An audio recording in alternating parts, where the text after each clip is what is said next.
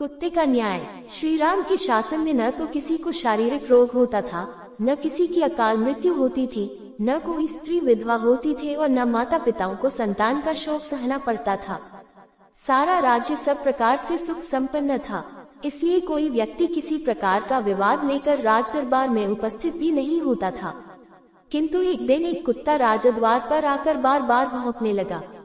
उसे अभियोगी समझ राजदरबार में उपस्थित किया गया।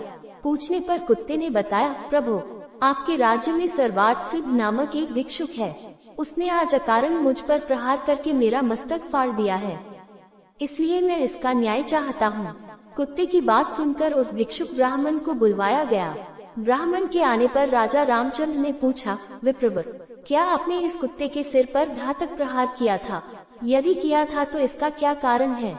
वैसे ब्राह्मण को अकारण क्रोध आना तो नहीं चाहिए। महाराज की बात सुनकर सर्वार्थ सिद्ध बोले, प्रभु, ये सही है कि मैंने इस कुत्ते को डंडे से मारा था। उस समय मेरा मन क्रोध से भर गया था। बात ये थी, कल मेरे भिक्षाटन का समय बीत चुका था, तो भी भूख के कारण मैं भिक्षा के लिए द्वार द्वार पर भटक रहा था। उस समय ये कुत्ता बीच में आ खड़ा हुआ।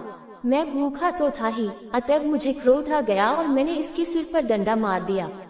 मैं अपराधी हूँ, मुझे दंड दीजिए। आपसे दंड पाकर मुझे नरक यातना नहीं भोगनी पड़ेगी। जब राजा राम ने सभासदों से उसे दंड देने के विषय में परामर्श किया तो उन्होंने कहा, राजन, ब्राह्मण दंड द्वारा अवध्य है, इसे शारीरिक दंड नहीं दिया जा सकता और यह इतना निर्धन है कि आर्थिक दंड का भार भी नहीं उठा सकेगा। ये सुनकर कुत्ते ने कहा, महाराज, यदि आप आज्ञा दें तो मैं इसके दंड के बारे में एक सुझाव दूं। मेरे विचार से इसे महंत बना दिया जाए। यदि आप इसे कालज के किसी मठ का मठाधीश बना दे तो ये दंड इसके लिए सबसे उचित होगा। कुत्ते का सुझाव मानकर श्री राम ने उसे मठाधीश बना दिया और वह हाथी पर बैठकर वहां से प्रसन्नता पूर्वक चला गया।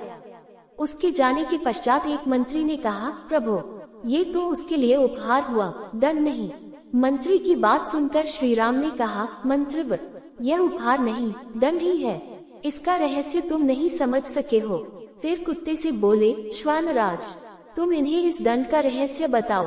राघव की बात सुनकर कुत्ता बोला, रघुनंदन, पिछले जन्म में मैं कालज के एक मठ का अधिपति था। वहाँ मैं सदैव शुभ कर्म किया करता था, फिर भी मुझे कुत्ते की योनि मिली। ये तो अत्यंत क्रोधी है, इसका अंत मुझसे भी अधिक खराब होगा। मठाधीश ब्राह्मणों और देवताओं के निमित्त दिए गए द्रव्य का उपभोग करता है, इसलिए वह पाप का भागी बनता है। ये रहस्य बताकर कुत्ता वहाँ से चला गया।